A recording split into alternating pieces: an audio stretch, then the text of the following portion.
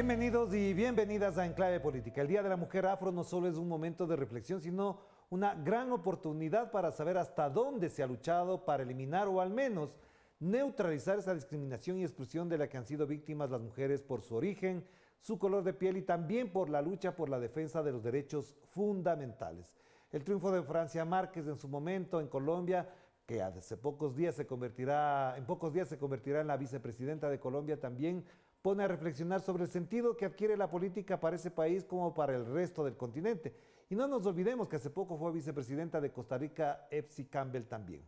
Pero no solo es eso, hay muchos espacios con presencia femenina afro, por ejemplo, la vicealcaldesa de Quito, Gisela Chalá, a quien le hemos invitado para hablar en este día y de su significado para la humanidad desde acá, desde Ecuador. Gisela, qué gusto tenerla para acá. Saludos, muchísimas gracias en este día tan importante para el mundo entero, no solo para las mujeres que históricamente hemos sido racializadas. Envío un abrazo fraterno a quienes traspasan esas líneas imaginarias que son las fronteras, esa patria grande, a Epsi, a Francia, mujeres que desde hace mucho tiempo han venido luchando y que hoy se concretan en esos espacios de toma de decisiones. ¿Cuánto les ha costado llegar a esto? ¿Hasta dónde esta lucha ha sido difícil? Sé que es difícil, por supuesto, pero ¿ustedes cómo la han podido superar? Bueno, más de 500 años, Orlando, siendo parte de uno de los crímenes de lesa humanidad más complejos. ¿Por qué? Porque ni siquiera se lo reconoce como tal, donde las mujeres negras en aquel entonces fueron parte de la trata de esclavizados, no de esclavos, porque hay que dar la responsabilidad a quien la tiene. No fue bajo un sometimiento, fue un crimen donde hubo muerte, donde hubo sangre. Y a esas ancestras que hoy estamos rindiendo honor, no solo con este reconocimiento desde la conmemoración histórica desde hace más de 32 años del Día Internacional de la Mujer Afrolatina, quienes fueron deshumanizadas, despojadas de su dignidad para ser parte de los medios de producción, es que venimos luchando más de 500 años, generando una resistencia en todo momento para, en primer tiempo, libertar de estas cadenas de opresión que fueron físicas en la historia, pero ahora hay otras cadenas que tienen que ver con un racismo estructural, con un racismo institucional que naturaliza las violencias, que naturaliza todo tipo de discriminación, sobre todo a las mujeres afrodescendientes y de la diáspora. Pobres o empobrecidas, mujeres irracializadas, es decir, afro, significa triple vulneración en el momento de acceder a las oportunidades. Pero Gisela, yo le pregunto una cosa que es muy importante ahí, porque históricamente esto lo vamos conociendo mejor ahora, pero ¿cuáles fueron los momentos más difíciles? ¿En qué momentos incluso surgen lideresas, mujeres que en el campo, por ejemplo, en las zonas urbanas, rompieron la posibilidad de que se mantengan al margen o al menos solamente de acompañantes de los grandes líderes? Bueno, hemos estado siempre allí. Cómo recordar desde mi Ecuador a Martina Carrillo, quien fue una mujer esclavizada que vino desde la hacienda de la Concepción, desde la provincia del Carchi, hoy, llegar hasta a pie a Quito para poder poner en contexto al presidente de aquel entonces, cuando mataban a las mujeres a latigazos en las haciendas de los jesuitas durante la esclavización. ¿Cómo no recordar a Jonatás y Natán Sáenz, que fueron las compañeras de Manuela Sáenz en el proceso independentista, ahora que estamos en el Bicentenario? Y pasándonos ya, las mujeres afroecuatorianas siempre han sido parte de esta dinámica, sobre todo a partir de la década de los 70, que viene siendo parte de estos procesos de construcción ya de pensamiento. Y ahora tenemos hace 30 años estas mujeres de 32 países que se juntan para repensar y replantear acciones de agenda de incidencia política, donde se problematiza la situación de las mujeres afro. Incluso había mujeres afro que se vestían de militares en la época de Bolívar y se ponían de nombre Manuel para poder participar en la lucha. ¿Por qué? ¿Por qué participaban en la lucha cuando normalmente se les otorgaba otros roles dentro de la lucha libertaria? Bueno, Orlando me trae también a Tomás. Estamos a punto de conmemorar la matanza de los próceres del 2 de agosto, donde las mujeres negras, las mujeres criollas, también fueron parte de, es decir, hay una escena donde quien impide o se interpone para antes del asesinato de Manuel de Quiroga era Tomasa, su esclavizada, quien da su vida para que no puedan asesinar a las hijas de Manuel de Quiroga. Entonces, ¿por qué esto? Siempre hemos estado colocando estas necesidades de la libertad, de las cadenas de opresión, que significa el menoscabo de la vida de quienes somos parte de las afroecuatorianas, sobre todo de las mujeres. Pero usted en condición de vicealcaldesa, por ejemplo, ¿cuál es el rol que ha jugado? ¿Hasta dónde le han permitido que en condición de mujer afro, por ejemplo, sus ideas, sus planteamientos, la lucha por las mujeres afro y las luchas por las mujeres en general puedan insertarse en la agenda del municipio de Quito, por ejemplo? Bueno, siendo la primera mujer en 200 años de vida republicana en acceder a un puesto, por designación popular en el Consejo Metropolitano, con una votación importante, queremos que colocar las agendas no basta con llegar, no basta con estar, hay que colocar las agendas desde un enfoque de transversalidad. Tengo unos datos que sin duda nos van a permitir entender de mejor manera lo que significa ser mujer afroecuatoriana. Porque esto no es un día de conmemoración, no es un día de fiesta. Cuidado se vaya a malinterpretar que lo que nosotros hacemos desde la dinámica de resistir, que es tener nuestras ancestras, nuestra manera de ver, nuestro buen vivir que tiene que ver relacionada con la ancestralidad, es nada más un día de fiesta. Quiero decir que de cada 100 mujeres, 65 han sido quienes han sufrido un tipo de violencia, pero en las mujeres afroecuatorianas es más de 72 de cada 100 mujeres, donde las violencias se racializan. Claro.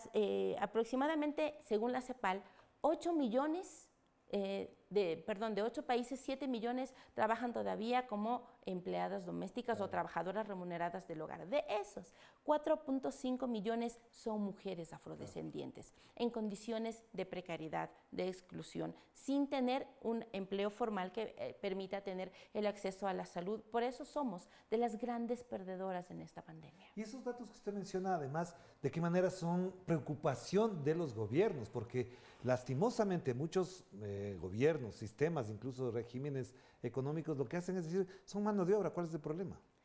Precisamente hacia dónde vamos, y ese ha sido nuestro rol desde que asumimos este reto histórico en la vicealcaldía, es precisamente visibilizar, no para revictimizar estos datos, sino más bien para desnaturalizar y avanzar hacia un reconocimiento de nuestra existencia, de nuestros aportes, pero también hacia una justicia social que tiene que ver con la reivindicación de derechos. No podemos hablar de desarrollo, pero sí de un buen vivir, que tiene que ver con las reparaciones históricas de derechos desde estas agendas, pero sobre todo asumir estas políticas públicas que tienen que ver con la planificación. Planificación que corrige distorsiones históricas de desigualdad e inequidad, pero con plata, inversión. Porque de los discursos no se vive. Redistribución, porque hay mucha plata en otros lados. Redistribución, dándole prioridad a la gente, en este caso a las mujeres, el plantear una agenda que tiene que ver con colocar la economía del cuidado desde unas lógicas para la vida es fundamental. Claro. Esto no solo para quienes asumimos estas, digamos, tareas históricas de la distribución del trabajo, sexual del trabajo, sino más bien cómo tiene que ver esta nueva humanización de la política que construye lógicas de cuidado, lógicas de vida, que reconoce, pero que también reinvierte para tener no solo rutas de protección y prevención ante todos estos tipos de violencia que pudiera generar, que dentro de ellas no hay peor violencia, Orlando, que el empobrecimiento y la indiferencia de los gobiernos. Usted acaba de mencionar algunos datos ahí, pero también le diría, ¿usted cree que hay una neoesclavitud cuando se tiene, por ejemplo, a mujeres afro trabajando en la casa sin ningún derecho? Aquí en el Ecuador vimos casos particulares de denuncia que tenían en la casa y decía, ¿para qué le voy a pagar si lo que le doy es habitación, le doy comida, le doy todo y le doy un día a la semana de permiso? Neoesclavitud o esclavización que viene siendo parte de una matriz colonial de dominación. Ajá.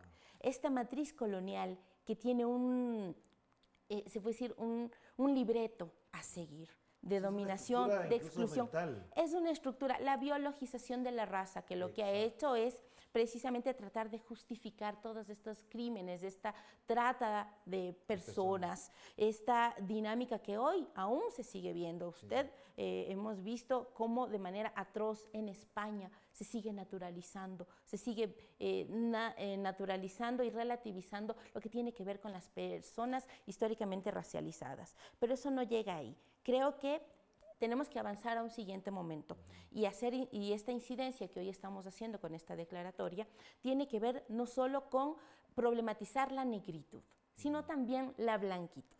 ¿A qué queremos decir con eso? Cuando esto no se trata de generar culpables, Orlando, porque la culpa lo que hace es inmovilizar. Tenemos que generar estas nuevas dinámicas donde problematizamos los privilegios. ¿Qué tengo yo y cómo he llegado a tener para que alguien esté por debajo de mí? Esta categorización de las personas, ciudadanos de primera, de segunda categoría, donde los pueblos y nacionalidades y las mujeres negras siempre hemos estado en desventajas que precarizan las vidas. Incluso cuando se han generado, por ejemplo, desde el gobierno de la Revolución Ciudadana se plantearon políticas de inclusión, por ejemplo, poniendo en las embajadas a personas, seres humanos, hombres y mujeres de determinado origen étnico en las embajadas para ampliar la representación. Incluso hubo una campaña de desprestigio desde Lenín Moreno para acá, sacándoles de ahí porque eran o indios o eran afros. El racismo estructural e institucional, el racismo político y además anclado al biopoder, que significa el supuesto control sobre los cuerpos, y esto no es ajeno para las mujeres.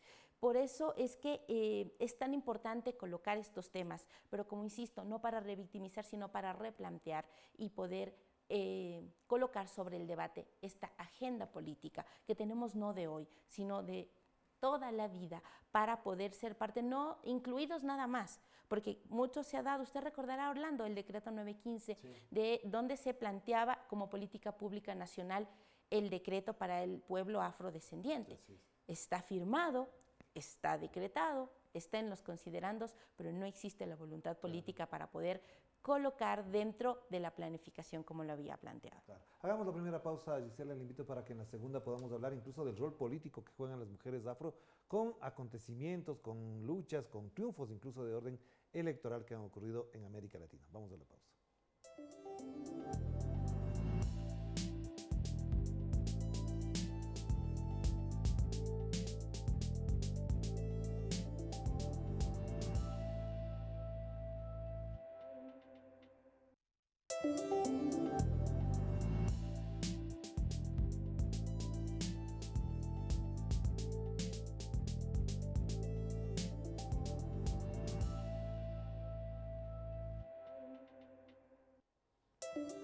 Estamos de vuelta aquí en Enclave Política y seguimos conversando con la vicealcaldesa de Quito, Gisela Chalá, en el Día Internacional de la Mujer Afro-Latina. Por supuesto, un día especial, importante. Y por eso le quiero plantear la pregunta, Gisela, porque eligen a Francia Márquez como vicepresidenta, a Epsi Campbell fue vicepresidenta y usted es vicealcaldesa, y a usted no le dejaron ser alcaldesa cuando en su momento tenía todo el derecho, porque el reemplazo no iba a ser con el siguiente, que era hombre, sino que tenía que ser con una mujer. ¿Qué pasó?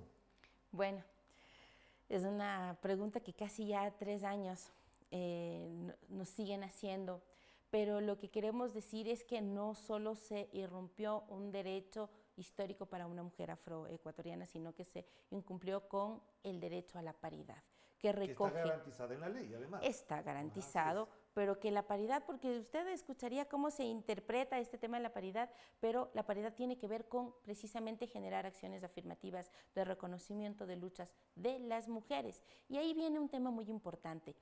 Aunque usted no lo crea, existen muchas veces compañeras mujeres que son las guardianas del patriarcado, pero ese patriarcado que además es racializado, y eso significa que siguen ejerciendo prácticas de violencia simbólica y violencia política, que lo que hacen es usar herramientas como el desprestigio, la deslegitimación, desde a las mujeres negras, a las mujeres que pertenecemos a los pueblos y nacionalidades, para tomar tal o cual cargo. Por eso hablaba hace un momento del racismo institucional, que es naturalizado, y esta violencia que nos ponen a competir, inclusive entre mujeres, que les hace desconocer estas otras realidades, los otros feminismos. Por eso es que este planteamiento del 25 de julio tiene que ver con el reconocimiento del feminismo negro. Y entonces, ¿qué rol deben cumplir ahora entonces mujeres como usted, como Francia Márquez, en esta lucha? Porque Francia Márquez tiene un poder enorme ahora en calidad de vicepresidenta. Y usted en el Ecuador, ¿cuál sería el rol que jugaría para esto que acaba de mencionar en particular? Pero bueno, yo la sonrisa y el corazón se me hincha de orgullo y de sororidad para con Francia, porque Francia tiene unas particularidades importantes. Primero, que responde a una agenda interseccional, es decir, mujer, afrocolombiana, pero además de los sectores populares. Esto es una connotación distinta que nos representa a todas, que nos representa a estas luchas, inclusive para aquellas mujeres que ya han llegado a un espacio no solo de poder político, sino poder económico, que quisieran tal vez desmembrarse o quizás descolocarse de lo que significa ser mujer afroecuatoriana. Puedo decir que esto nos genera un gran precedente en América Latina, ya lo vino haciendo Epsi Campbell, pero también Francia, que hoy viene como en un siguiente momento a seguir reforzando. ¿Qué nos demanda a nosotras? Es asumir la política como un instrumento de transformación. Quiero colocar otros datos. Ecuador está dentro de los 10 países más racistas de la región. Esto que no podría ser colocado desde una dinámica de alegrarse por unos sectores, usted recordará lo que pasó en junio, nos debe preocupar. Además, los femicidios que vienen siendo parte de esta otra pandemia que se niega ahí, si usted verá cómo estamos con los contagios en Quito. Quiero decir que los datos son escalofriantes, sobre todo para las personas racializadas, las personas afroecuatorianas. Tenemos más posibilidades de contagiar y de contagiarnos y de que esto se convierta en letal. ¿Por qué? Porque en esta situación tan compleja que está el país, Orlando, donde el desempleo, donde la falta del acceso a la salud, donde la educación se ha generado ya no más en un derecho, sino en un privilegio, el acceso de las mujeres. Y cuando hablemos de mujeres negras, no pensemos en una mujer adulta como quien les habla, sino las niñas, las adolescentes, mujeres de adultas menores, pero también las adultas mayores, que vienen siendo parte de unos problemas tan complejos. Por eso es que estas agendas políticas deben ser defendidas desde la sociedad civil, pero también es momento de tomar decisiones, de incluirse en la política donde se toman decisiones. Pero a usted le ha costado mucho trabajo, por ejemplo, incluir esta agenda dentro de la agenda del municipio de Quito, porque problemas en Quito con respecto al pueblo afro hay muchos problemas, pero de las mujeres afro también. Evidentemente, desde el primer día que llegamos hemos tenido que hacer 3 cosas, Orlando. Trabajar, demostrar que sí hemos podido y además que es legítimo, y por otro lado, combatir un racismo estructural que también le aqueja. Que no lo hacen los otros, incluso siendo de izquierda. Hemos tenido que defendernos de ellos también. Defender no una posición, porque nosotros no estamos ahí por Gisela Chalá, estamos ahí en representación y teniendo el encargo ancestral de ser las portavoces de quienes siempre se han invisibilizado. Pero nuevamente volvemos a estos datos que nos generan unos nuevos compromisos. Estamos a punto de abordar las elecciones seccionales y es momento de problematizar cómo existe una deuda histórica de un Ecuador que, a pesar de tener una constitución de las más progresistas del mundo, donde incluye derechos humanos, pero también colectivos de los pueblos y nacionalidades, que tiene que ver con la construcción social del territorio, desde lo simbólico, pero también recoge precisamente desde la constitucionalidad la garantía de combatir la inequidad, la desigualdad, este racismo al que he hecho alusión todo el tiempo, y además, nuevamente, plantear cómo la planificación se debió asumir. Pero con esto quiero llegar a lo siguiente, Orlando. Problematizar la deuda histórica significa tener en claro que existe la interculturalidad. Esta interculturalidad que la escuchamos en todo momento, hasta en la derecha, pero no esa interculturalidad relacional que lo que hace es que estemos aquí los dos y nos tomamos la foto y dice, yo no soy racista porque me he tomado la foto, sino ni tampoco esta interculturalidad relacional que tiene que ver con la gente que me dice, quiero ponerme tus trenzas o tu turbante, que son símbolos de las mujeres, de resistencia. Que no son folclore. Que no son folclore, pero también superar esta interculturalidad funcional que usted hacía hace un momento, donde todos seguimos siendo parte de los medios de producción y se deshumaniza. Y entonces cuando dicen cállense, váyanse, queremos la paz, silencio, esta es fomentar esa interculturalidad que no te problematiza, que no te genera articulación, por el contrario, te genera odio y xenofobia y racismo. Pero vamos a la interculturalidad crítica, que debe ser parte de las agendas, que ya nosotros lo estamos planteando, que es problematizar la situación que tenemos, no coyuntural, sino estructural.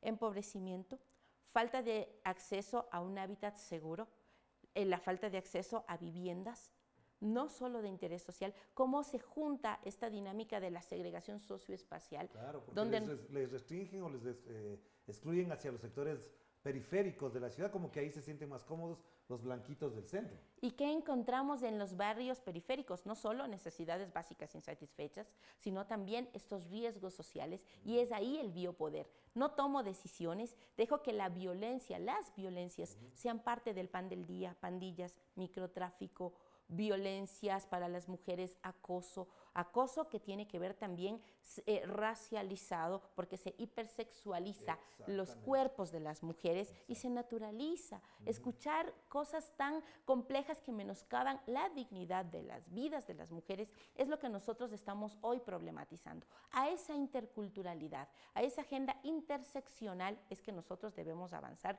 no para planes de campaña, para decir estamos con ustedes, sino más bien que tienen que ser parte de un proceso de planificación inmediato, desde las reparaciones, pero también en corto, mediano y largo plazo, que tiene que ver con estas acciones afirmativas, con estas dinámicas progresistas de inserción de las mujeres, de la población afroecuatoriana, en todas las dinámicas que tiene que ver en los gobiernos que tiene el Ecuador.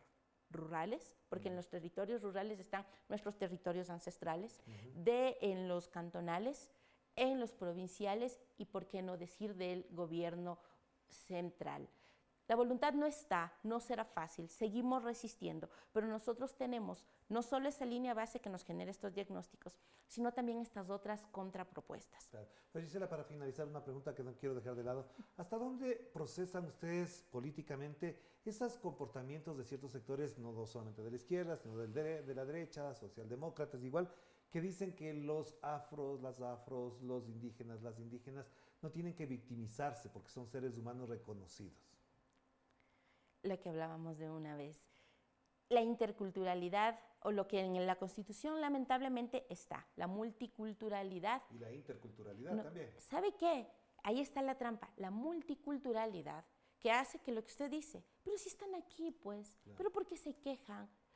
Ustedes son pobres porque quieren, ¿por qué no trabajan? Y esas estigmatizaciones que vienen tratando de justificar esas inequidades y esas desigualdades que cada vez son más profundas. Además ocurren en microespacios familiares, además, barriales, es decir, no estamos hablando del Estado en general, sino también ocurre ahí. Quiero precisamente avanzar y en los partidos. Y en los partidos políticos, donde piensan que las designaciones tienen que ver con una herencia que tiene que ver colonial. Pero quiero cerrar, Orlando, diciendo, usted me preguntaba cuál ha sido mi rol. Hemos colocado dentro del Plan Metropolitano de Ordenamiento Territorial precisamente el Plan Nacional para la Erradicación del Racismo. También hemos colocado el Decreto 915, que tiene que ver con el decenio del pueblo afrodescendiente. Hemos hecho 2 acuerdos importantes que recoge toda la normativa local, constitucional e internacional de estricto cumplimiento. Es por un Quito libre de violencias de género y además un Quito libre de racismo y discriminación y todas las formas conexas de intolerancia.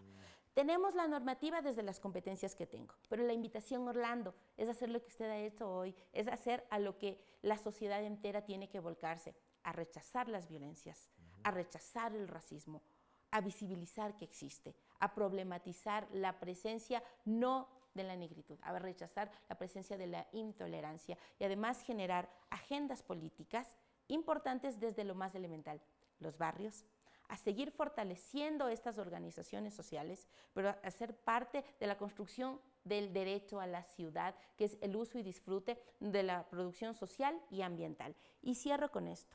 Este Quito, que lo he asumido desde devolverle el rol social, que no tiene que ver con lo asistencial, tiene la obligación de volverse mucho más justo, social y espacialmente, reconocer, generar condiciones desde la política, pero también desde la convivencia, para tener el buen vivir para todos y todas y todes, pero también avanzar hacia la construcción desde el reconocimiento de la otredad, claro, para humanizar la política, pero sobre todo volvernos más justos, más humanos y más equitativos. Es un gran desafío y para eso estamos aquí, las mujeres afroecuatorianas, no desde la revictimización, no desde la queja, sino desde la construcción y la incidencia. Gracias, Gisela. Es un honor tenerlo usted aquí. Muchísimas gracias, Orlando. Muy amable por estar con nosotros y ustedes también para que tomemos conciencia. Les invitamos a que revisen estos postulados, estas frases y también lo que hacen otras dirigentes afrolatinas en nuestro continente que requiere mucho, mucho de este pensamiento y esta reflexión para acabar de una vez con todas con estas estigmatizaciones que ya sabemos de dónde vienen y para qué vienen. Cuídense mucho. Chao, chao.